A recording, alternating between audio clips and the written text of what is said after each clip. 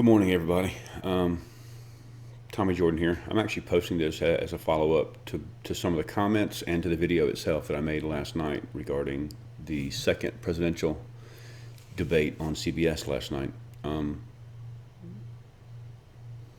put it in perspective, I got, I guess, called to the carpet by a few friends of mine, for my support of Trump. And they said things like, with all he's done or all he's said about this, how can you blindly support him?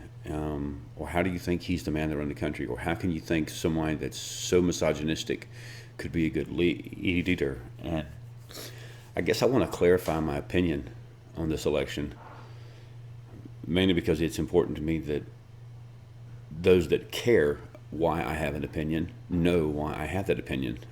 Most of you out there don't, and I'm not looking to really shape public opinion here. I guess I'm just looking to explain my point of view, and I apologize for the severe camera angle, but the lighting behind me back here is not great this time of the day, and it would just give you a bad halo effect. So I have to have it where it is. This is the first election in my lifetime that, regardless of who I was voting for, I couldn't do it proudly. And I think a lot of America is in that position right now. I'm not out there with Trump signs in my yard, saying Trump is the absolute best. I'm not saying anything blindly. I'm not saying that at all.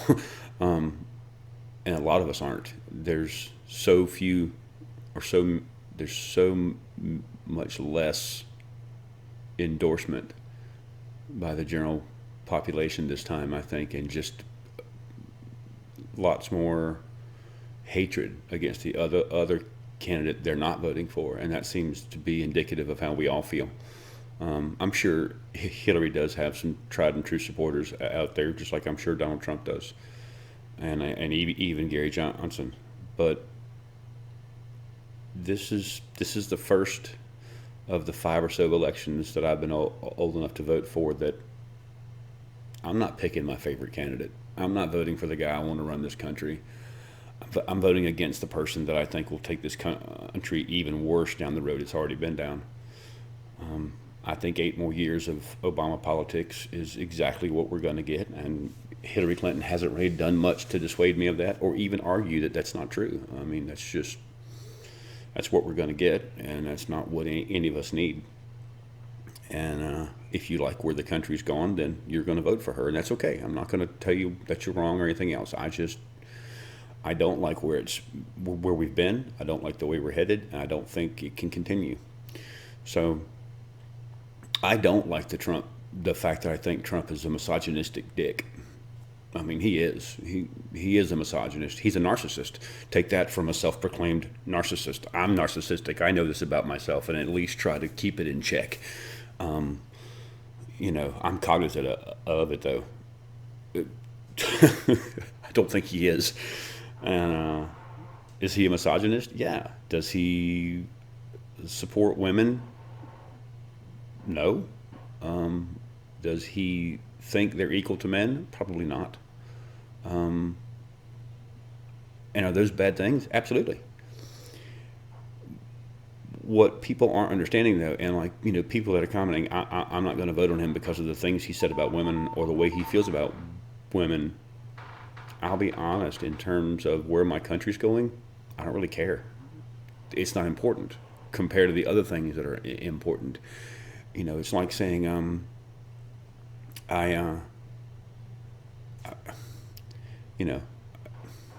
I'll find an analogy here before we're done, I promise. On issues like Iran, I agree with Trump. On issues like Syria, I'm not really sure which one I agree with. I think I was expecting a more committal answer out of Trump last night and didn't get it, so be it. So I'm not really sure how I stand with his policies there. I'm definitely not for Clinton's policies. On things like how we deal with Russia, I'm kind of more with Trump.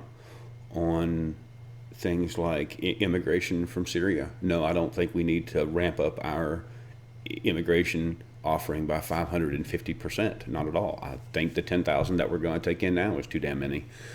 And we had somebody bring up a good point. There's a bunch of countries that are other Islamic countries that aren't taking in any. I mean, they don't want them either. Why do we want 65,000 new Syrian refugees? Where are we going to put them? We have our own places where people are homeless and don't have places to live. It's not like we have a house for every person in this country. So why do we think we have room to take in more? Just because we physically have the dirt for them to stand on, does that mean we have room for them? No, it doesn't. I'm with, so on Syria, on immigration from the South, on immigration from the Middle East, on Iran, on Libya, on North Korea, on how we handle China, on our trade deficits and our bad trade deals, on the TPP, on a lot of issues. I'm sorry, but of the two of them, his ideas are better. Now, I'm not saying he'll bring them all to fruition, because I don't think he will, but neither will she, and neither has any president that's ever been put in office. But the view they have, I agree with his view. I don't agree with her view. And when you stack all these important issues up over here that don't just affect me as a man or a woman or a white guy or a small business owner or anything else. If you stack all these things up that affect everybody and our stance in the world and our ability to continue to operate as a country and as a global superpower, then I think those things are more important than how he feels about women. That's the reason I'm voting for Trump. Not because I like the guy. I'm not blindly out there with Trump banners going, woo, Trump for president. In fact, I shake my head when I see that, because it seems like some of those people are just blind followers without any actual thought. If you're going into this election this year truly supportive of your candidate, then you and I probably have nothing in common whatsoever, because neither of our candidates that we truly have to pick from are anything amazing. They're nothing to be proud of. And I'm very sorry that our country is forced to pick between these two this time. It's not what it's not where I wish our country was. So no, I'm not voting for Trump because I think he's the best thing. I'm voting for Trump because I think he's the least of the two bad options. Honestly, if I could put a chapter 2 mark here and say, ta-da, next thought. If he gets in office, his ideas are right. In a lot of things, his goals are right. Maybe the sheer bullheadedness that he's displayed thus far that's got him where he is, when everybody keeps saying that he's going to get knocked out, or he's going to lose the GOP base, or he's going to, fail to this contender or that contender. He keeps surprising us, thankfully, to the positive. But maybe he'll do some of these things, and I'm just not giving him enough credit. But we know what Hillary's going to do. She said it's 8 more years of the Obama presidency. I mean, it is. She agrees with him on too many things for it not to be. Our country can't sustain that. I want a constitutionalist, and he'll put one in the Supreme Court. We know she won't. I mean, she definitely will not. That's guaranteed. Trump will protect the Second Amendment. Hillary Clinton will not. She's going after it with her fangs out and teeth bared and claws out. I mean, she said this before, and we know she's going to do it. Trump wants to fix immigration. She doesn't. She wants to let more in. Trump wants to repeal Obamacare and take down the borders between the states. She doesn't. I don't know. I'm not really sure what she wants to do. She hasn't said, but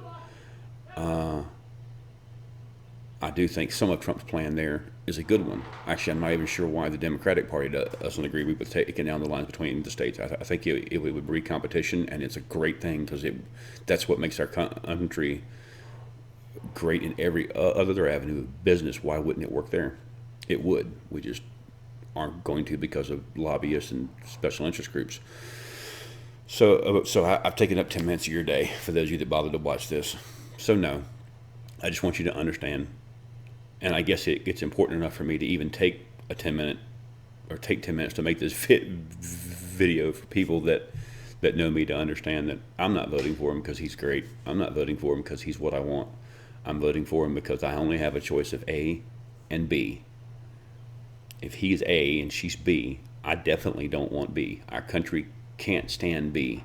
I can deal with the misogynist, and truthfully, you can deal with the misogynist, and you can deal with the man who doesn't think women are equal. You can deal with that. We have other things in the cabinet, in Congress, in the House, in the Senate to help fight the issues that I'm sure those of you out there are concerned about. You know, we have a. It's not like Trump's going to get elected and women are going to lose their right to vote and work and be forced to stay at home and sit in the kitchen. That's not going to happen. So I don't think his lack or failure of progress to do things for women's rights, if that's what you're concerned about, stacks up anywhere near as important as what faces us as a global superpower and as a country as a whole. That's why I'm voting for him. Not because I'm proud, just because I don't have any other alternatives. So anyway, I have to get to actual work now. It's 11:45. I've hardly done squat today. So have a good day, y'all. Thanks for listening.